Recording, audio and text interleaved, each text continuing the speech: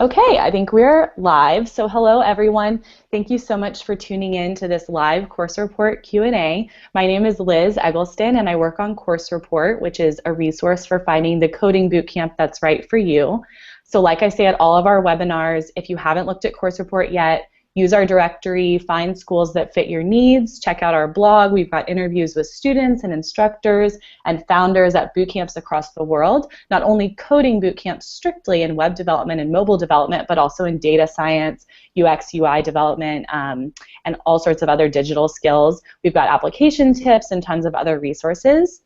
So I'm really excited because today we are joined by two graduates of the Metis Data Science Bootcamp in New York City. I think that Metis is particularly neat. We've worked with them for a while. They've been on Course Report for a long time because they've always done a really great job at partnering with interesting companies when they design their boot camps. So like when they taught Ruby on Rails, they partnered with Thoughtbot. And when they started teaching data science, they partnered with Datascope Analytics to design the boot camp. And we've talked with Loria and Irmak from Datascope before, but I've never actually had the pleasure of talking with students at Metis. So I am very excited to talk with these two lovely ladies. So we are joined by Emily and Itelina, and they're going to tell us all about what they were up to before they started at Metis, their experience at the Data Science Bootcamp, and then their lives after graduation. So we will get started with these questions. We'll see where they take us. I guess we should just start with your life before Metis. So what were you up to before you started at Metis? Like, tell us about your education background, your last job, things like that. Emily, do you want to start? Okay. All right, I'll start. So before Metis, I was working for a small branding firm where I was doing qualitative research and visual strategy, brand strategy, and I really like doing research. My background prior to that job was I had a Master of Fine Arts, which isn't necessarily something you think of when you think of data science, but I got really interested in data visualization and I just really wanted a lot more quantitative skills. So I had started taking courses in the evening in statistics, and that just kind of snowballed until I found out about Metis and this data science course, and I thought, okay, I want to know all of the things that they're teaching. I love that trajectory because I feel like sometimes when we think of data science, we think all quantitative, statistics, math, sort of like that side of the brain, but data visualization, D3, those JavaScript libraries can actually be like super creative, and so that's an awesome background. Itelina, what were you up to before you went to Metis? Yeah, so I have a background in mathematical economics from Princeton University. I graduated there about 4 years ago, and in the last 4 years, I've been working as a management consultant at PricewaterhouseCoopers. I work mostly with healthcare clients, so I work with hospitals, insurance companies, and pharmaceutical companies. I did a lot of projects that involve solving problems with data, so I was often the lead in my projects on the analytics work stream. So I would, work on analyzing data from hospitals or from insurance companies and seeing different patterns in cost of care and quality of care. That got me really interested in solving problems in data, and I also did some of that in my undergraduate degree. So I really wanted to find a program where I could, learn more on some of the latest techniques and technologies and tools, and Metis was the perfect program. So that's how I joined. Itelina, what made you what sort of clicked with you in terms of you were doing you had a quant background, you were doing some data analytics projects. What sort of clicked and made you think I want to be a data scientist and go to a boot camp and sort of get that data science job after I graduate? Right. So I guess when I was an undergraduate doing sort of research in econ, we would use some statistical software such as Stata and those things, and we would analyze data. At consulting, analyzing data, doing that kind of work, it isn't always the primary focus, but because I was a part of the group where we do projects in strategy. But we started working with clients who increasingly had larger and larger data. And very early on, I realized sort of some of the traditional tools that are using data analysis, such as Excel, which is what's commonly used at companies, it's obviously not powerful enough to do the kind of things that we need to analyze large quantities of data. So I started taking courses online from Coursera. I took the data science specialization track. I sort of learned a lot of R programming and all of that. And, that sort of made me realize there's a lot of technologies and tools out there. And, while I'm doing a job, I wouldn't be able to sort of focus on learning as much while I'm, doing a daytime job. So that was sort of what made me realize that I wanted to attend a boot camp and a program like that. Totally. Okay, so you mentioned doing Coursera. Emily, you mentioned doing a night statistics class, right? Yeah, and I did some online courses as well. Not through Coursera, but I did one that was through edX. Okay, cool. Did y'all only do online, or did you ever go to like meetups or like workshops in person before you thought about like plunging into full-time boot camp? I hadn't been to any meetups before. I did go to the open house that Metis had just to check them out to see, was this really something that I was interested in? But I wasn't really going to meetups. And I did some like in-person courses as well as the course that I did through edX. But yeah, I was sold on the idea after I went to the Metis open house, and then after that I researched the other boot camps in New York, and I felt like Metis just really stood out to me. Okay. Yeah, so for both of you, what factors were you considering? Itelina, did you also look at other boot camps in New York? Yeah, I did. I honestly, I sort of consider graduate school programs versus boot camps. I figured that doing a boot camp will be good for me for what I want right now because it will be sort of a shorter program, more practical.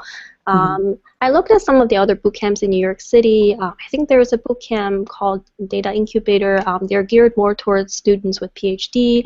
There's a couple of other programs. I just thought that Metis was great for what I was looking for because it's very involved instructors, it's full-day programs, the curriculum looked great, so that was why I chose Metis. Yeah, the whole the world of data science boot camps is a little bit different than like the traditional coding boot camps because some require a PhD, some require some like coding skills, some just require a bachelor's degree. So it's an interesting world. But yeah, I'm glad that you mentioned Data Incubator. Cool. Right. Emily, did you look at what were the other boot camps that you looked at, and like why I can't remember the other ones that I looked at, but I looked to see which ones were being offered in New York, and I think the main reasons why I chose Metis was they had their curriculum published, and I think there was another boot camp in New York that was teaching mainly with R, and I was interested more in Python because I felt like it was it's a language that's very versatile that can be used for so many different things, and as well they touch on so many other different languages. They do touch on D3, which I wanted to get better at, as well as a lot of other languages like, we did a little bit of SQL, and we did some MongoDB, and even a little bit of Hadoop. Cool. So I wanted kind of like the full breadth of all of those. Yeah.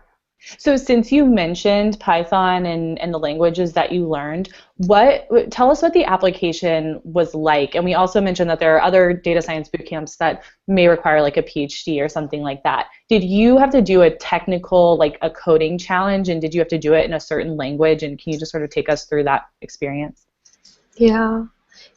Yeah, so for the application process at Metis, they do ask you to do a take-home challenge. So, you're required to do it in Python, but you could do it at your own pace at home. You can research and all of that, and it's sort of a set of problems for you to solve and come up with some, descriptive results and answers. So it was just a take-home, and then there was a video interview with one of the instructors. So, overall, they did sort of want to do a basic test on your background, but it wasn't, super intense or super difficult.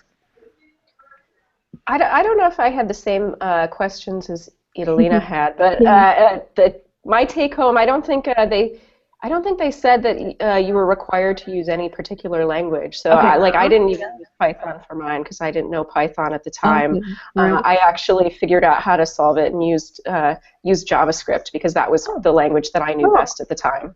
That's awesome. Yeah, that's awesome because for me, I knew how to do data analysis in R, but when I got the challenge from Metis, I was like, I need to learn how to use Python in a day. So I like looked through a book and did the challenge in Python. But that's awesome that you did yours in JavaScript. Yeah, and I just used the JavaScript console, and I think that they were impressed with that because they were like, oh, she'll be able to use the terminal, no problem, or something. Yeah. I guess it's not that different. Right. Yeah, and I love that you mentioned that you had like different technical backgrounds because obviously like probably everybody watching this has different technical backgrounds and knows the language better than others. So okay, good to know. So you had to know you definitely had to know a coding language to get through the coding challenge, but obviously didn't have to be Mm-hmm. Right. Okay, cool. How many people were in your cohort? You were in the same class together, weren't you? Yeah. Okay. How many people were in that class? I think we had about 20, 25 people. Cool. I think it was 21. 21. Yeah. Okay. Probably right. Yeah. Did you find it to be like a diverse class in terms of age, gender, race? It's something that we think about a lot in tech and in these boot camps in particular. Yeah. Yeah, I would definitely say so. In terms of gender, definitely. I think almost half of our class were girls and half of our class were guys. Age, definitely. We had people who recently graduated from college to people who are sort of trying to make a mid-career change. Mm-hmm. I think definitely a lot of diversity. And we had people who were born outside of U.S. and we have people who, come from. So, definitely a lot of diversity in backgrounds. Cool. I'm actually not totally super familiar with the world of data science, but is it fairly male heavy? Have you noticed that after graduation? And it's only been a couple months, but I'm not sure because I feel like it's such an emerging field, and I mean that's one of the things that I've noticed just when I was looking for jobs and things after graduation, just how many people are trying to hire data scientists right now. And, I've met people since graduating who say, oh, what do you do? And I say, oh, I'm a data scientist. And they say, my company's been trying to hire a data scientist for months and months and months, and, they can't find anyone. And that could partly be because there are more positions to fill right now than there are data scientists, but it also could be that different companies are looking for someone who's very specific to really fulfill their needs. So they're looking for a very specific type of candidate. But so I don't know yet in terms of do I feel like it's a male-dominated field? Possibly. That's fair. That's fair. Yeah. Okay, I think it was Emily who mentioned seeing the instructors at Metis and going to that like open house and meeting instructors. Who were your instructors, and was it important to you?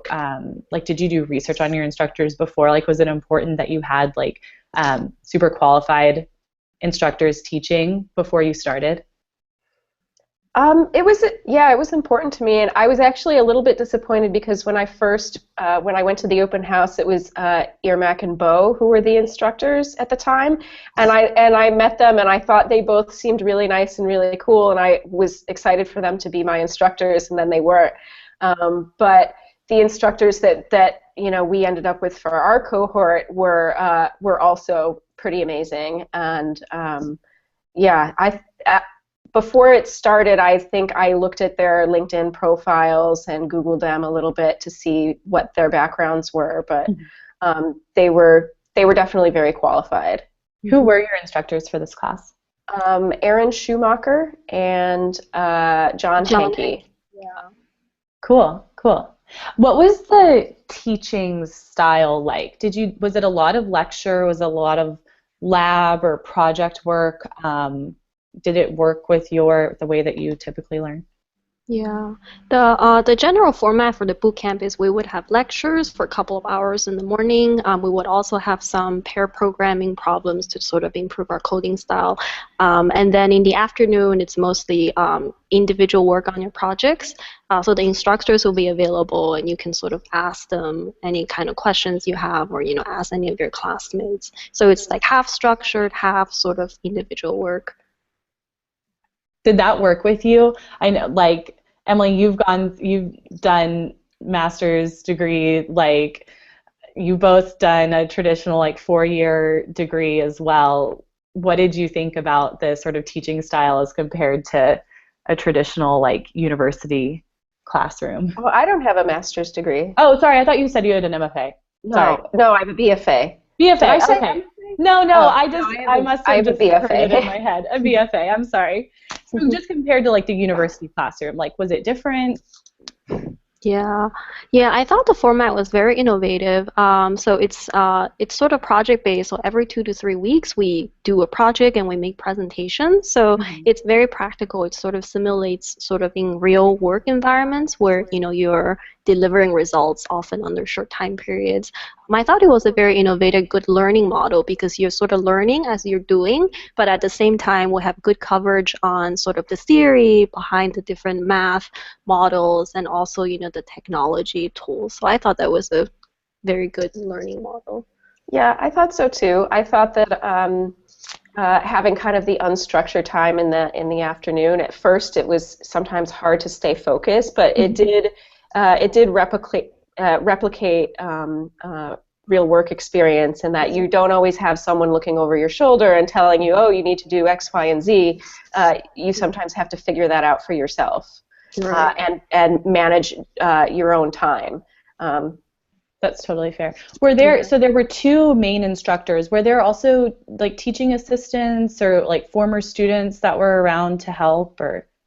Yeah. Yeah, we had one teaching assistant, and she was around to help everybody with the problem sets as well as questions. So we have very good support. Cool. Were there things that you didn't expect? Like this, it is a different way to learn a new skill or like a new career, sort of like skill set.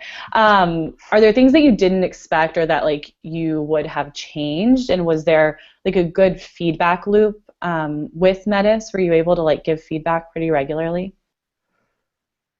Yeah, they encouraged us. We had one-on-one meetings with one of the co-founders and staff members. Like they like to do that a few weeks in, just to see how it's going for you, to see what's working for you, what might not be, so that they can kind of make real-time adjustments to the course to improve it. Yeah, I mean, they encouraged us regularly. We also had occasionally they asked us to fill out anonymous surveys as well. Cool. Yeah. Yeah, I definitely agree. I think they were very active in getting our feedback and sort of making adjustments on the spot. There are even a couple of times where if there's a particular topic that we wanted to get more coverage of, they would sort of schedule an ad hoc like review session in the afternoon during our free working time. So it was a very good process. Did everybody that you started with all finish with you, or did anybody like drop out? Is there like such thing as attrition at Metis? I think we had one person who started who left after the first week, which was disappointing. But I mean, the other 21 people made it all the way through to the end. Did you ever have tests or like assessments throughout it, or was it mostly project-based? Yeah, we didn't have tests, mostly project-based assessments. Cool. Yeah. Okay, so I know that this could be a really long answer, but what technologies did you learn while you were at Metis? Can you give us like a quick overview? I know you mentioned Python, some Hadoop, some JavaScript libraries. Could you just give us a quick rundown? Yeah. Go ahead, Emily. Okay, so I mean, Python was the main language that we used. We had, for different projects, we were encouraged to use different technologies as well. So SQL was one. MongoDB was like for another project, Hadoop for another project, D3 as well, and I'm trying to think if there was anything else. I mean, Hive, Spark, we covered those a little bit, and you could use those or not depending on if you felt they were necessary for your project. Yeah. And some people, it was necessary for their projects, so they definitely use those in their final projects. There were other people who, you know, may have had more advanced knowledge coming into the course, who got really into neural nets as well and used neural nets on their projects. But that wasn't explicitly taught. I don't even know what that is. So. Emily, you mentioned your background before and really wanting to like get into more data visualization. Were you able to do that at Metis? I know data science is like a huge, like we say data science, but that can include so many things. Like, was there a lot of emphasis on like D3 and data visualization? There was. Yeah, I mean, there was. You could go as far into D3 as you wanted to, but there was a lot of emphasis on communication. Like the three main things that they talk about teaching at Metis are programming, statistics, and communication. That those are kinds of like the three elements. Because at the end of a project where you've done all these complicated statistical models, you need to explain it to your client or the key stakeholders in the project. So a lot of the communication comes from data visualization. Absolutely. Yeah, so that was definitely talked about, and yeah, we were encouraged to explore that. Awesome. Okay, Itelina, can you tell us, because we have been talking a lot about the projects, like that you had a lot of time to work on projects and you did them every 2 to 3 weeks, I think you said. Can you tell us about like your favorite project that you worked on? What did you do? Yeah, sure. I guess for one of my projects, I was working on some data that was published in a Kaggle competition.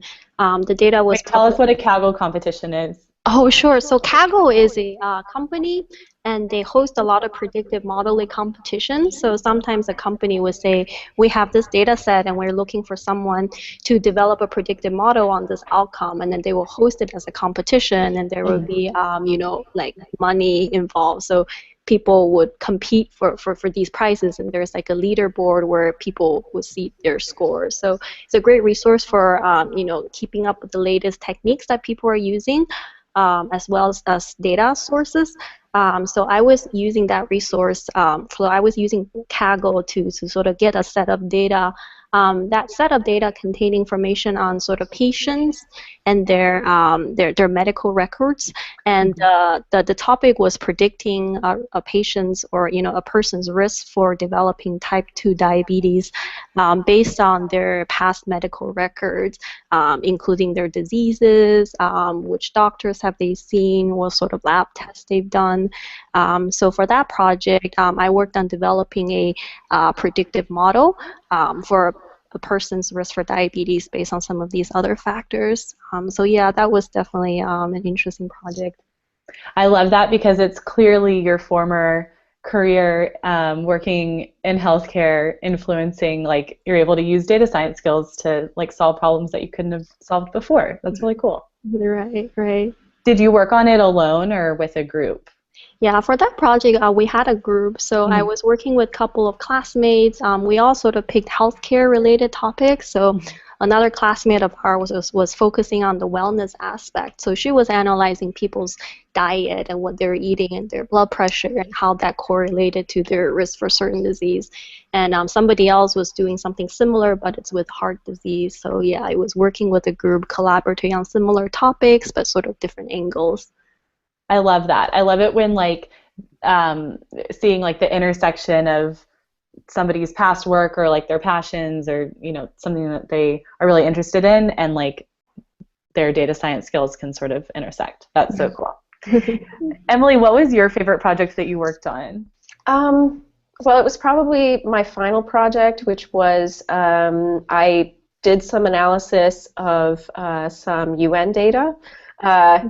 It was for a data visualization challenge that the UN was hosting with these Millennial Development Goals data. It's something that was going on for 15 years, that the UN was really focusing on like some specific goals, and one of those goals had to do with curbing the spread of different diseases, and I focused on HIV data, and specifically found some interesting things going on with the spread of basically new cases of HIV in sub-Saharan Africa, and looking at which countries were able to really stop the spread of HIV.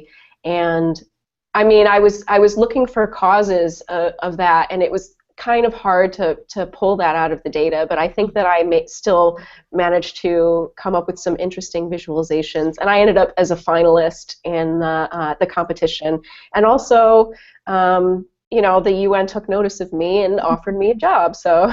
Okay, so Yeah. I want to talk about that. So what are you up to now?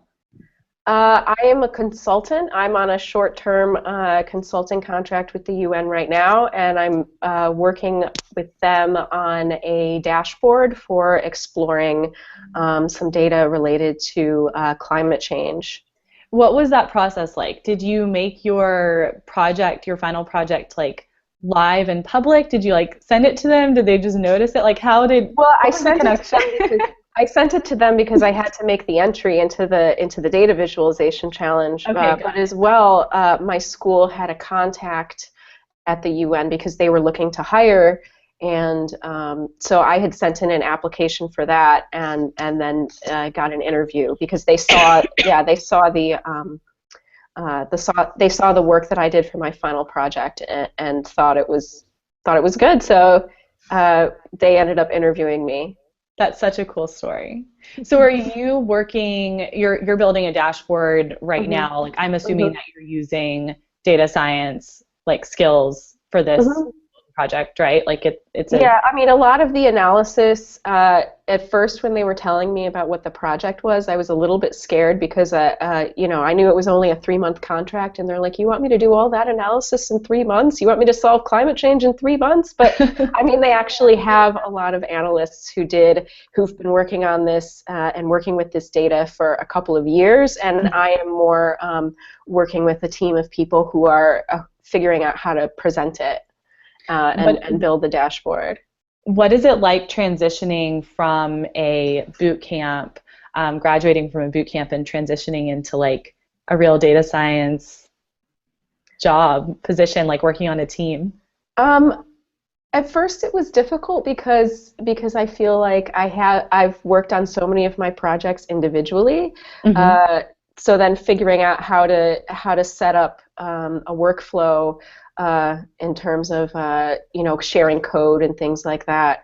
But then on the other hand, I also feel like I really feel like I need to shake my imposter syndrome because I feel like I have so many skills. I mean, I'm working with people who are very skilled as well, but I don't feel like my skills are subpar. Yeah. Means. Such a cool story. I love that so much. Itelina, what are you up to now since you've graduated? Are you going on interviews, or tell us what your life looks like now? Oh, sorry. Sorry, is there a little delay? Yeah, there's a little bit delay.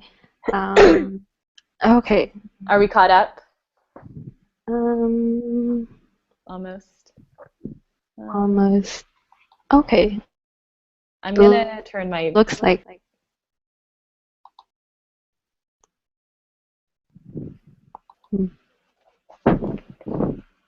Can you hear me now? Yes, I can. Okay, cool. Looks like we're back. Yeah, so what are you up to these days since graduating from Metis?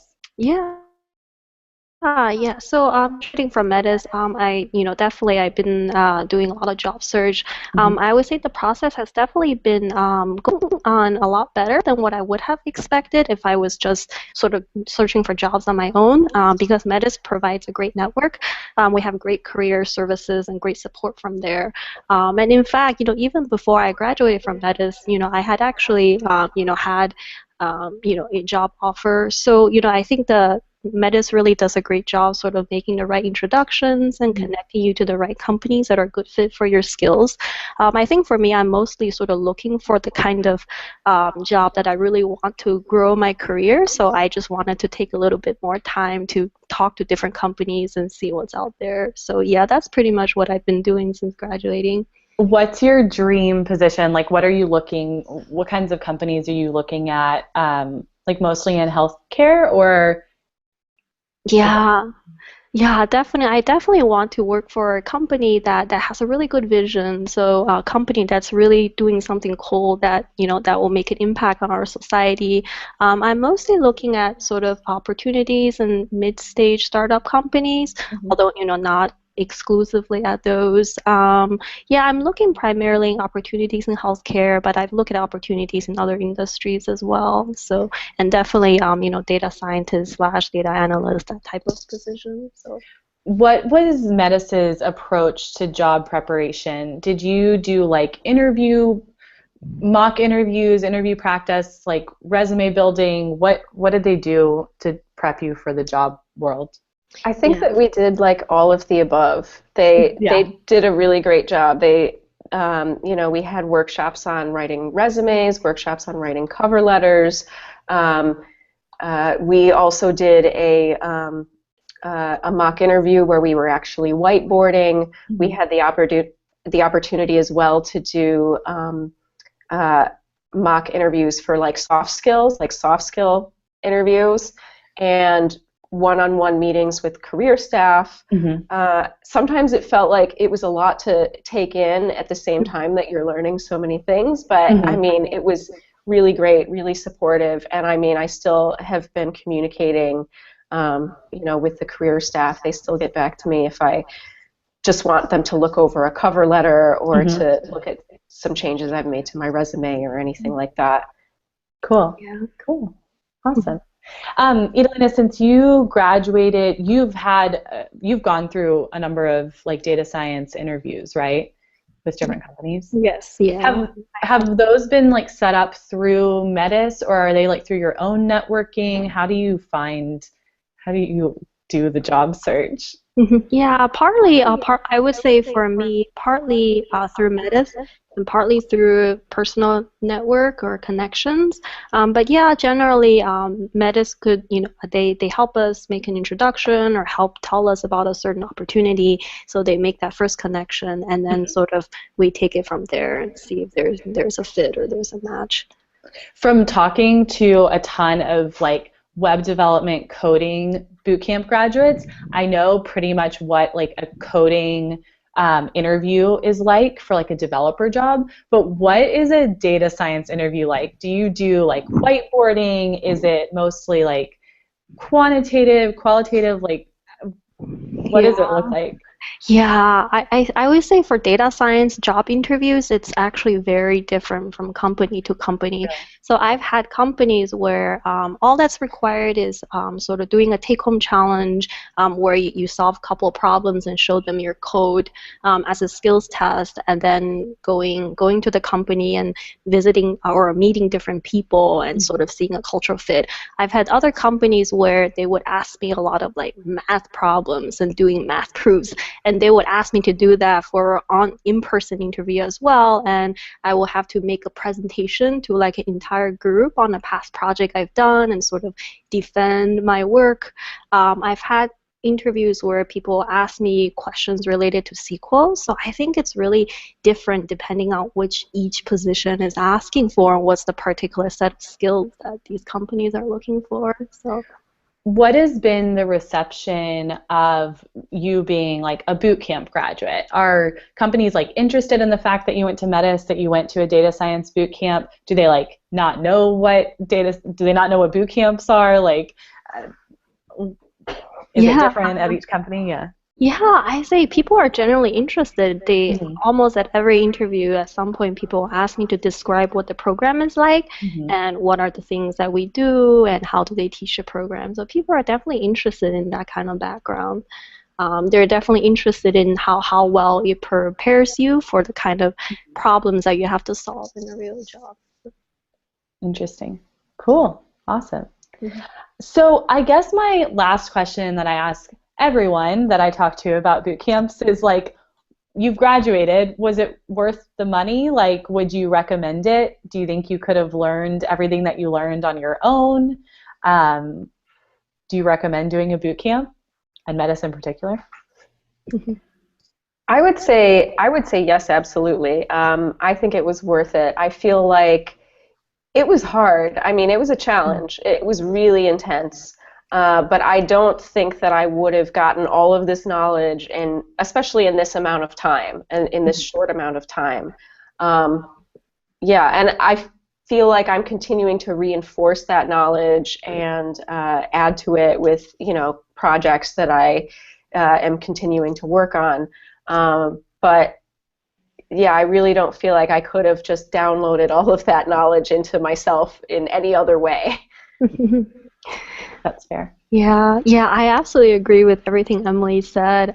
Yeah, I would definitely do it again in a heartbeat. It was definitely worth the money. I think the kind of learning environment, like having the type of classmates that you have that you can learn from, the instructors, definitely couldn't have gotten it just by learning on your own. Again, the Metis Career Hiring Network is also really great, so I would definitely recommend it to anyone. I wish the program was longer so that I could stay there and sort of learn more. So yeah. Yeah.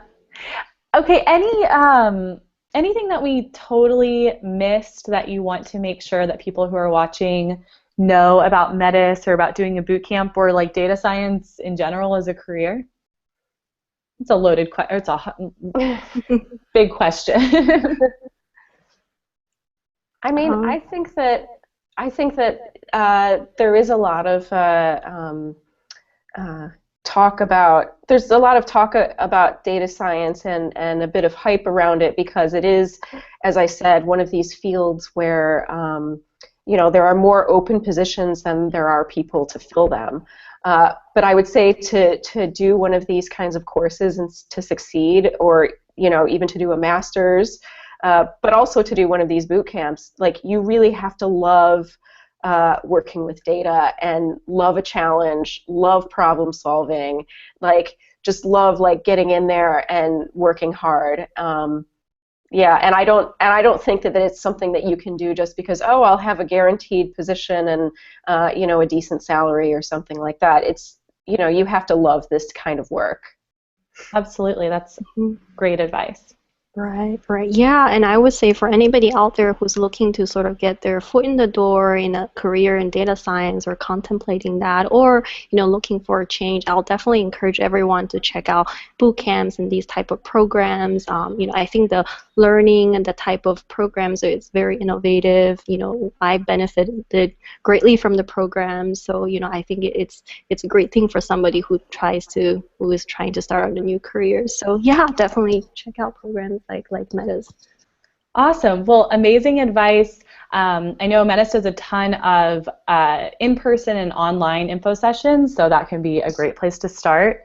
So thank you so much, everybody, for joining us for this live Q&A. Emily, Itelina, we cannot thank you enough for being here, taking time out of your day. So if you have any additional questions about Emily or Itelina's experience or about Metis, be sure to leave comments, let us know, and we will try to get to those.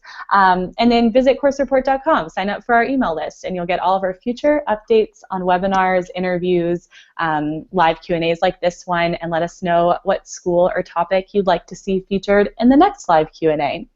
Thanks, everyone. We'll see you at the next one. All right, thanks. Bye. Thank you.